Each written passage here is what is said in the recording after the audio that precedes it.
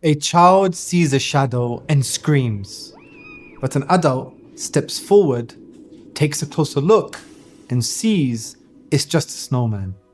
The fear fades, not because the shadow changed, but because they got closer. Fear is often just distance from understanding. That's what deep thinking does.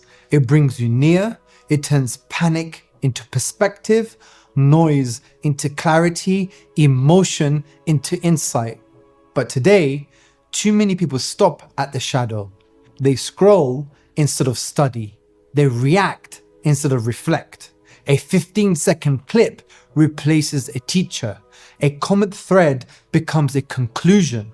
And before a single sincere question is even asked, a whole crisis is declared. But Islam does not fear your questions. It commands you to ask, to think, to go deeper. Allah says, "Indeed, in that are signs for a people who give thought." This isn't casual thinking. This is tafakkur, the kind of reflection that doesn't rush, that doesn't run from the unknown, that sits with comfort and asks, what's beneath this? Tafakkur doesn't fear the shadow. It walks towards it. And when you walk with light, the illusion fades. What looked terrifying melts into something simple, because shadow thinking is frost on the soul. It numbs wonder. It hardens the heart. But reflection is the sunrise that thaws it. And when that light rises, the shadow shrinks, the snowman collapses. And what once felt like a monster was just a shape, misunderstood. So don't live in the cold of half-truths. Don't let your doubts shout louder than your steps. Walk forward, think deeply, ask, reflect. And you'll find what once made you afraid was just an illusion, a melting snowman, waiting for someone brave enough to turn on the light.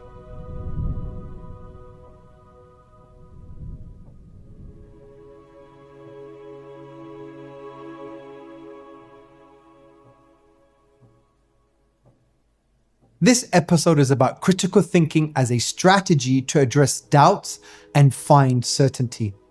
Critical thinking is not just about being smart. It's not owning someone in a debate. It's not how fast you reply. It's how deeply you think. Real critical thinking has three main aspects. First, you ask, does this conclusion actually follow? Does it make sense, or is it just loud? Second, you dig. What is the conclusion built on? Is there actual evidence? Are there assumptions hiding underneath? Are those assumptions even true? Third, you query. What am I not being told? Is this the whole picture or just one edited frame? Let's look at a real life example. We've all heard, most wars are started by religion, therefore religion is evil. Sounds powerful, right? Until you think deeply. Step one, does the conclusion follow? No. Even if some wars were started in the name of religion, that doesn't mean all religions are evil. And even if some wars were wrong, others may have been just, defensive, or morally complex. The argument here is constructed on shaky ground. Step two, what is this conclusion built on? It is the assumption that most wars are religious. But is that actually true? Dr. Andrew Holt, a scholar in history and religion, studied this and found that there's no evidence that religious wars are more violent or more frequent than others. Step three, what's missing? What does the data really say? Studies have shown that only 6.9 to 14.2% of all recorded wars were driven by religion. That means the vast majority, over 85%, had other causes: power, land, politics, greed, non-religious ideologies. So the argument crumbles under the weight of facts. It wasn't truth, it was a half story dressed like a headline. You see, critical thinking is not letting your mind being manipulated by emotion, repetition, or noise. It's not just clever comebacks or winning debates. In fact, it's protecting your mind from being hijacked by the emotion, by that repetition, by the noise. It means you don't build beliefs on shaky ground. You scratch the surface. You question the framing. You demand more than buzzwords and headlines. The Quran echoes this process. When people blindly follow their culture, their habits, their echo chambers, Allah exposes the flawed assumption. When it is said to them, "Come to Allah's revelations and to the messenger," they reply, "What we found our forefathers doing is enough for us," even if their forefathers had no knowledge or guidance. You see, when people invent their own truths, Allah asks for proof, not falsehood. Allah says, "Have they taken other gods beside him? Say, then bring your proof." Also, Allah chastises people who make up false conclusions. Allah says, "That is because they are a people who do not reason." This is the Quranic way. Don't inherit assumptions. Don't parrot popular claims. Ask, where's the evidence? Does the conclusion follow? What's being left out? Deep thinkers don't run from hard questions.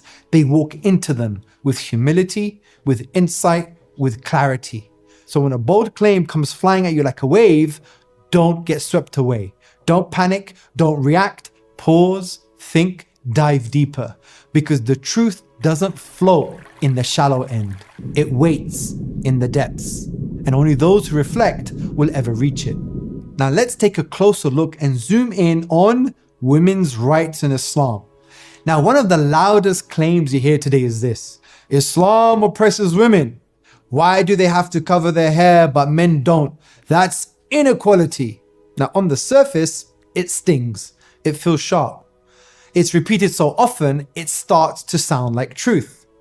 But just like the shadow of the snowman, you've got to take a step closer, because not everything that feels persuasive is true. Let's slow down and think critically. First, does the conclusion even follow? No, it doesn't. It confuses inequality with difference, and that's a philosophical fallacy. True justice doesn't mean treating everything the same. It means treating similar things similarly and dissimilar things differently. Would you feed a newborn baby a steak just because adults eat it? Would you treat a dog the same as a wolf just because they both have 4 legs? Of course not. We call that wisdom, not oppression. So for this claim to work, you'd have to prove that men and women are identical in every way. Biologically, psychologically, socially, spiritually.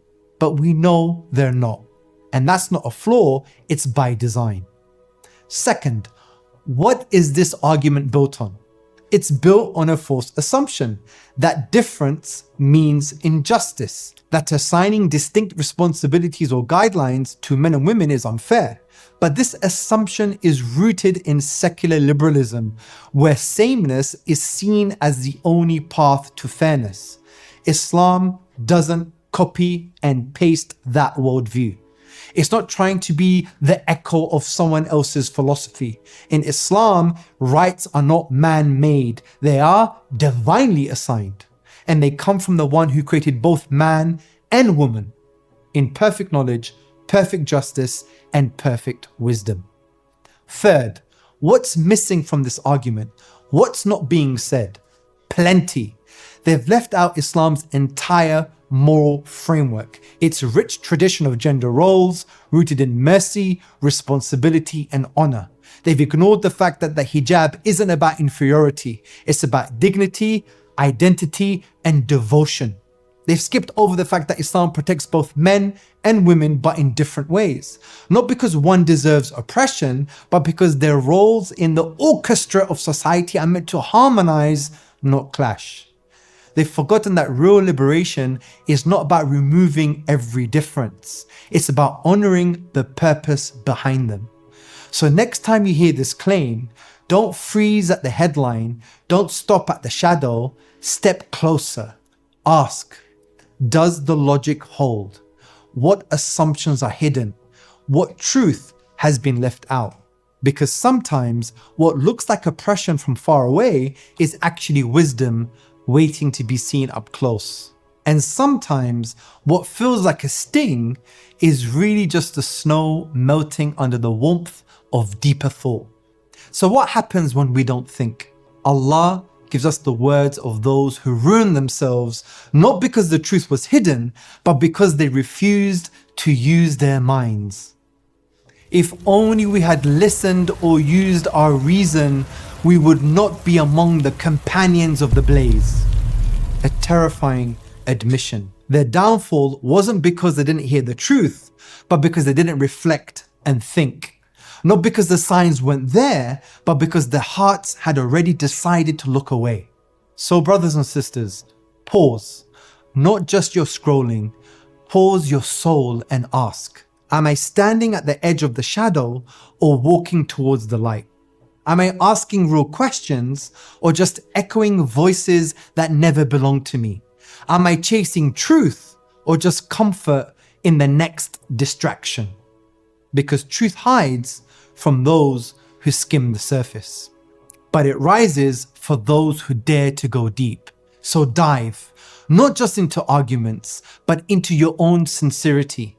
Because yaqeen, conviction, is not gifted to the passive. It's not handed to the one who scrolls. It's carved into the hearts of those who think and keep thinking until the shadow fades and the light becomes home.